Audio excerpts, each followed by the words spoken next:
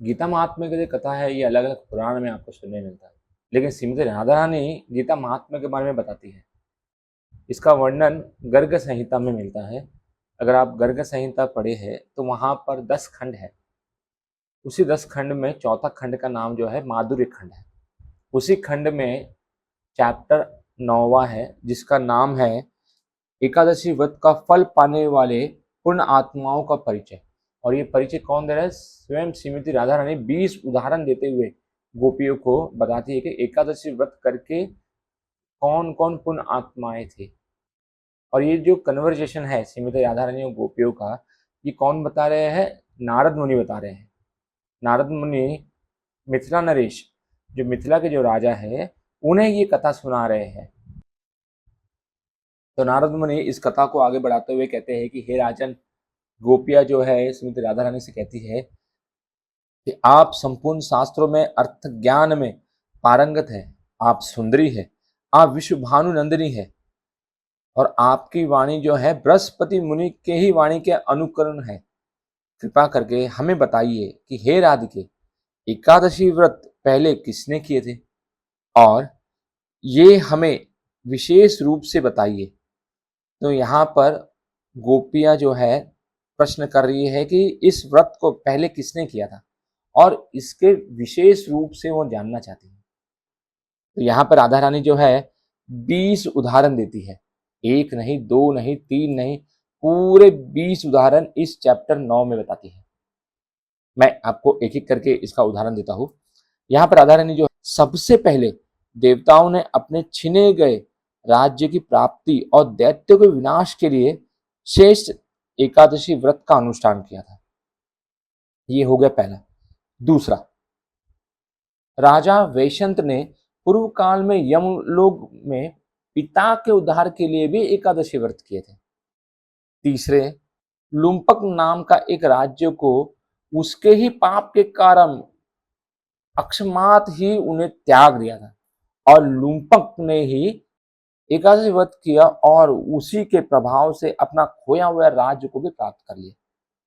तो यहाँ पर 3 उदाहरण हो गए।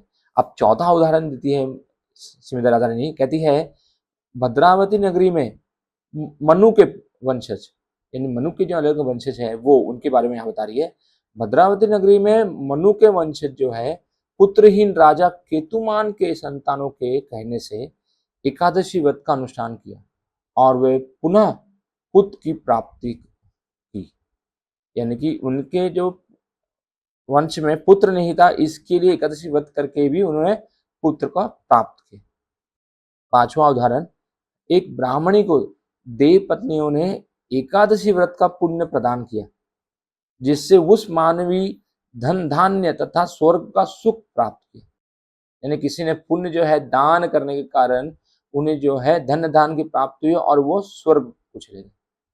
छठा उदाहरण देती है पुष्प दंती और माल्यवान, ये दोनों इंद्र के शाप से पिशाच को प्राप्त हो गए थे, और उन दोनों ने एकादशी व्रत किया और उसी के पुण्य प्रभाव से वो पुनः गंधर्व को प्राप्त हो गए। सातवां उदाहरण देते हैं पूर्व काल में रामचंद्र जी। देखिए यहाँ पर प्रभु रामचंद्र जी के बारे में भी श्रीमती राधा रानी बताती है। पूर्व काल में श्री रामचंद्र जी ने भी समुद्र पर सेतु बांधने तथा रावण का वध करने के लिए ही एकादशी व्रत किया था। अब आठवां उदाहरण जो है, प्रलय के अंत में उत्पन्न हुए आंवले के वृक्ष के नीचे बैठकर देवताओं ने सबके कल्याण के लिए एकादशी व्रत किए थे।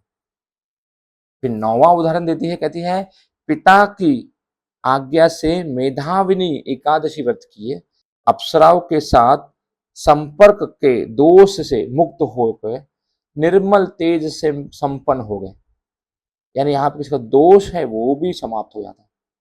और 10वां उदाहरण देती है, कहती है कि ललित नामक गंधर्व अपनी पत्नी के साथ ही शापवश राक्षस हो गई थी, किंतु एकादशी व्रत के अनुष्ठान करने से वह पुनः गंधर्व को प्राप्त हो गई। यानी किसी का अगर श्राप भी हो तो भी वो उसका उद्धार हो जाता है। फिर 11वां उदाहरण देते हुए कहती है कि एकादशी व्रत से ही राजा मानधाता, सगर, ककुत्स्य, महामती मुच्चुकुंद पुण्य लोगों को प्राप्त हुए। इसी 11वें उदाहरण में अलग अलग नाम देते हुए कहती है कि ये सब भी जो है पुण्य लोग को प्राप्त हो गए। अब 12वां उदाहरण में कहती है कि धुंधमार आदि अन्य बहुत से राजाओं ने भी एकादशी व्रत करके प्रभाव से ही सदगति को प्राप्त की। और 13वां जो है वो बड़ा महत्वपूर्ण है। श्रीमती राधा रानी कहती है भगवान शंकर ब्रह्म कल्पाक से भी मुक्त हुए। 14वां उदाहरण देते हुए कहती है कि कुटुंबीजनों से प्रयुक्त महादुष्ट वैश्यपुत्र दुष्ट बुद्धि से एकादशी व्रत करके ही वैकुंठ लोकों में गए। और 15वां उदाहरण कहती है कि राजा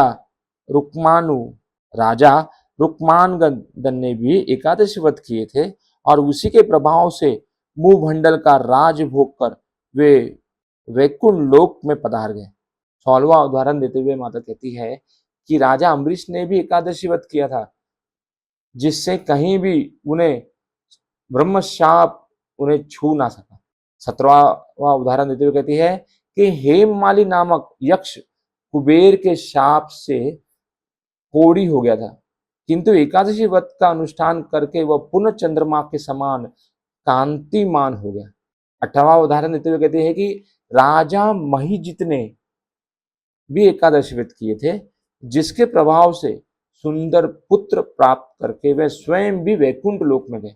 19वां उदाहरण देते हुए कहती है माता कि राजा हरिश्चंद्र ने भी एकादशी व्रत किए थे, जिससे पृथ्वी का राज भोग कर वे अंत में वैकुंठ लोक में गए थे। और अंत में 20वां उदाहरण देते हुए श्रीमती राधा रानी कहती है कि पूर्व काल में सतयुग में राजा मुच्चुकुंद का दामाद जो है शोभन भारतवर्ष में एकादशी का उपवास करके उसके पुण्य प्रभाव से देवताओं के साथ मंदराचल पर चला गया और वह आज भी वहां पर अपनी पत्नी अपनी रानी चंद्रमा भागा के साथ कुबेर की ही भांति राज्य सुख को भोग रहा है। और अंत में श्रीमती राधा रानी गोपियों से कहते हैं कि हे गोपिया, एकादशी व्रत कीजिए, इसके समान और कोई व्रत नहीं है। नारद मुनि अंत में मिथिला नरेश से कहते हैं कि हे राजन, श्रीमती राधा रानी के मुख से इस प्रकार एकादशी व्रत की महिमा सुनकर यज्ञ सीता स्वरूपा गोपियों ने श्री कृष्ण दर्शन लालसा से विधि पूर्वक एकादशी व्रत का अनुष्ठान किया और एकादशी के व्रत के संपन्न हुए साक्षात भगवान हरि ने माघशी मास में ही पूर्णिमा की रात में उन सबके साथ रास लीला की। एकादशी महात्मा की जय।